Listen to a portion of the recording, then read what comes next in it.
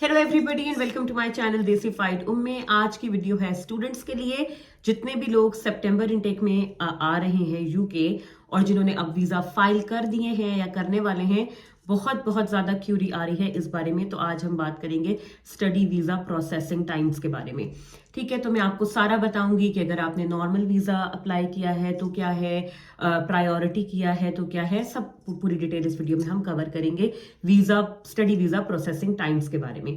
तो सबसे पहले वीडियो को शुरू करने से पहले चैनल को आप सब्सक्राइब कर लें अगर आपने अभी तक नहीं किया, और वीडियो को लाइक जरूर कीजिएगा और कमेंट करके मुझे जरूर बताइएगा कि आपने कौन सी वीजा कैटेगरी चूज की है और आपका वीजा अगर आ गया है तो कितने दिन में आया है। ठीक है, देखिए जो स्टडी वीजा है यूके का, वो उसका जो स्टैंडर्ड एक प्रोसेसिंग टाइम होता है वो होता है 3 वीक्स।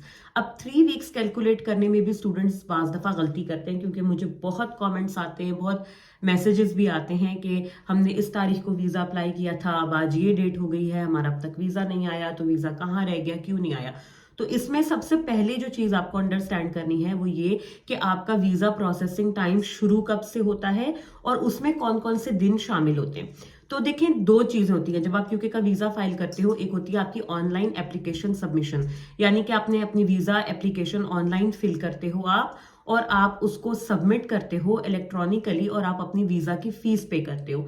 ठीक है, ये होती है एक डेट। और उसके बाद जब आप अपनी वीजा की फीस पे कर देते हो और इलेक्ट्रॉनिकली आपकी एप्लीकेशन जमा हो जाती है, उसके बाद आपको अपनी बायोमेट्रिक की अपॉइंटमेंट लेनी पड़ती है। ठीक है, जिसमें आप वीजा सेंटर जाते हो। ये पाकिस्तान इंडिया के जो स्टूडेंट्स हैं, नेपाल वगैरह से जो स्टूडेंट्स मुझे देखते हैं, ये मैं उनके लिए बता रही हूँ, बिकॉज बाज कंट्रीज के जो स्टूडेंट्स हैं उनको बायोमेट्रिक की अपॉइंटमेंट नहीं करनी पड़ती, पर हमारे मुल्कों में बायोमेट्रिक अपॉइंटमेंट लाजमी है। तो इसलिए उस हिसाब से मैं आप लोगों को बता रही हूँ। तो एप्लीकेशन सबमिशन के बाद जब आपने बायोमेट्रिक अपॉइंटमेंट बुक करनी है, जिस दिन आप अपना बायोमेट्रिक देने जाओगे उस दिन से आपकी वीजा एप्लीकेशन की प्रोसेसिंग स्टार्ट होगी। ठीक है, आपने एप्लीकेशन जिस दिन सबमिट की थी उस दिन से काउंट नहीं करना। जिस दिन आप एम्बेसी के ऑफिस में जाओगे और वहां जाकर आप अपने फिंगर टिप्स के जो है वो फिंगरप्रिंट्स देकर आओगे और आप आपकी तस्वीर खींचेगी और आपके बायोमेट्रिक्स होंगे, उस दिन से आपकी एप्लीकेशन की प्रोसेसिंग जो है वो काउंट होगी, मतलब आपके डेज काउंट होना शुरू हो जाएंगे। ठीक है, ये है पहली मेजर चीज। उसके बाद आपने अपनी बायोमेट्रिक दे दी, बायोमेट्रिक अपॉइंटमेंट के बाद आपने वेट करना शुरू कर दिया। तो जो ऑफिशियल gov.uk की वेबसाइट है उसके ऊपर study visa, standard study visa का जो प्रोसेसिंग टाइम है स्टैंडर्ड एप्लीकेशन का, वो है 3 वीक्स। अब 3 वीक्स कैसे काउंट करने? 3 वीक्स में जो चीज आती है वो आपने वीकेंड्स काउंट नहीं करने, यानी कि सैटरडे संडे ये 2 दिन काउंट नहीं होंगे, और सिर्फ वर्किंग डेज काउंट होंगे। यानी कि इस दौरान में अगर यूके के अंदर कोई भी पब्लिक हॉलिडे आता है या कोई भी बैंक हॉलिडे आता है, जब यहाँ पर छुट्टी है, तो वो दिन भी आपकी प्रोसेसिंग में से एक्सक्लूड हो जाएगा।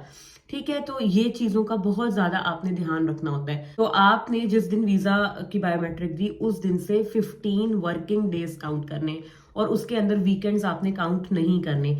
तो 15 to 20 वर्किंग डेज आप अपने काउंट कर लो, जो भी आपकी डेट बने उस हिसाब से आप उस डेट तक तो लाजमी वेट करोगे।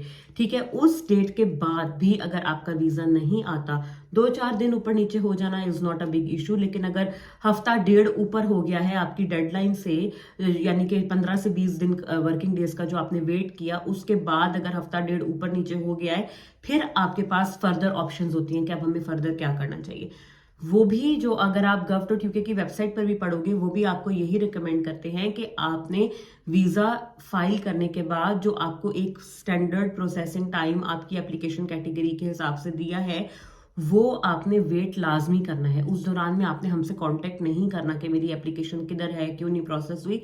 Once that time frame is वो गुजर जाए, उसके बाद आप कोई भी फर्दर कंप्लेंट या कोई भी फर्दर क्यूरी उनसे कर सकते हैं।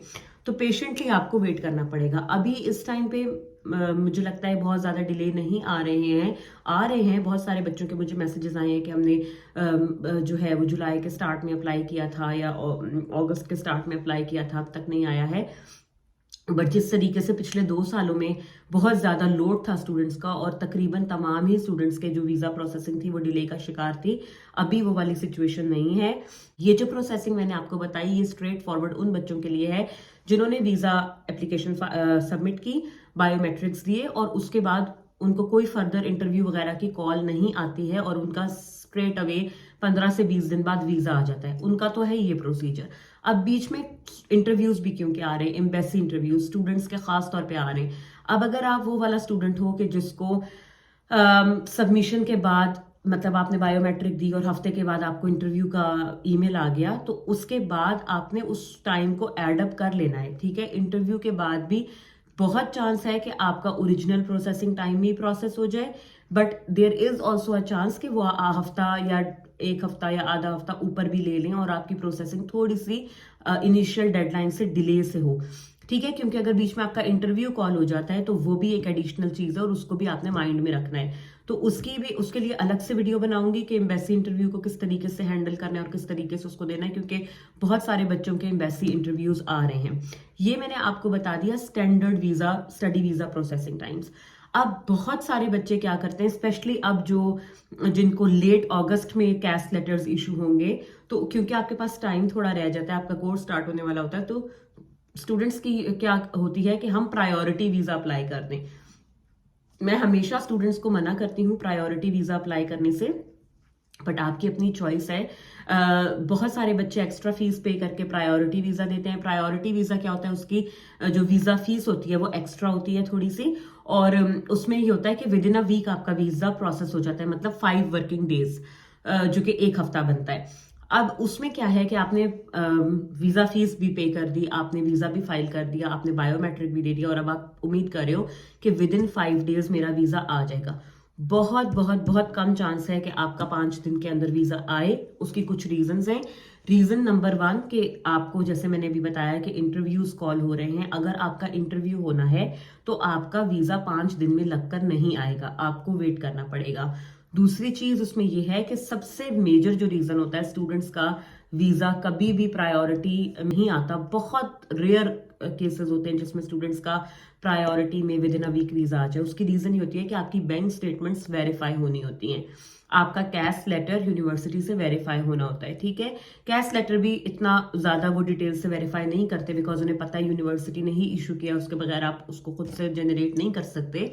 बट जो आपकी बैंक स्टेटमेंट्स होती हैं वो मेजर रीजन होता है, बिकॉज वो आपके बैंक से कॉन्टेक्ट करते हैं, या जो भी फाइनेंशियल इंस्टीट्यूशन का आपने अपने फंड्स लगाए हैं वो उनसे कॉन्टेक्ट करेंगे और वेरीफाई करेंगे कि फंड्स मौजूद हैं या नहीं, और उसमें टाइम लगता है, उसमें कुछ दिन लगते हैं, ठीक है। तो इस वजह से आपका वीजा जो है वो 5 दिन में नहीं आ पाता, क्योंकि वेरिफिकेशन के बगैर वो आपको नहीं देंगे। स्टडी वीजा में सबसे इंपॉर्टेंट चीज आपके फंड्स ही होते हैं, जो आपकी बैंक स्टेटमेंट होती है वही होती है, और उसकी वेरिफिकेशन के बगैर आपका स्टडी वीजा इशू नहीं होता।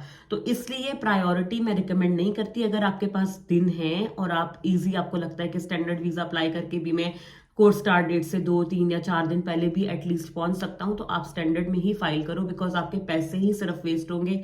वीजा 5 दिन के अंदर आने का चांस बहुत बहुत कम होता है due to the verification reasons. अब बच्चे अगला सवाल मुझसे बहुत ज्यादा जो पूछते हैं वो ये कि स्टैंडर्ड वीजा प्रोसेसिंग टाइम तो 15 दिन है, हमारा वीजा नहीं आया, हमारा वीजा डिले क्यों हुआ। वो बहुत सारे उसके रीजंस हैं कि वीजा डिले क्यों होता है। कुछ मैंने आपको बता दिए, एम्बेसी का इंटरव्यू है, आपके डॉक्यूमेंट्स की वेरिफिकेशन है, तो ये कुछ मेजर रीजंस हैं।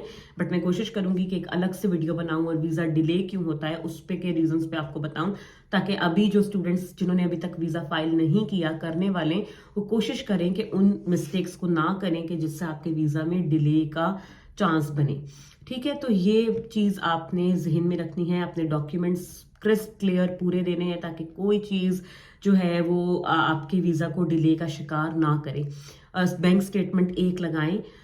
तो ये सारी चीजें हैं, इन पे डिटेल से बात करेंगे अगली वीडियो में। बट आज की जो वीडियो थी उसमें मैंने सोचा था कि आपको वीजा प्रोसेसिंग टाइम्स के हवाले से बताऊं और क्या प्रोसीजर होता है स्टडी वीजा के लिए वो बता दूं। तो उम्मीद है कि आपके काफी सारे डाउट्स क्लियर हो गए होंगे। बहुत सारी क्यूरीज जो मुझे आ रही थी वो उनके जवाब आपको मिल गए होंगे। अगर फिर भी आपकी कोई क्यूरी हो, कोई सवाल हो, तो मुझे कॉमेंट सेक्शन में जरूर कॉमेंट करके बताइएगा, और इस वीडियो को लाइक, शेयर और सब्सक्राइब करना मत भूलिएगा। अपना बहुत सा ख्याल रखें, दुआ में याद रखें, and I will see you guys very soon with another video. Bye bye.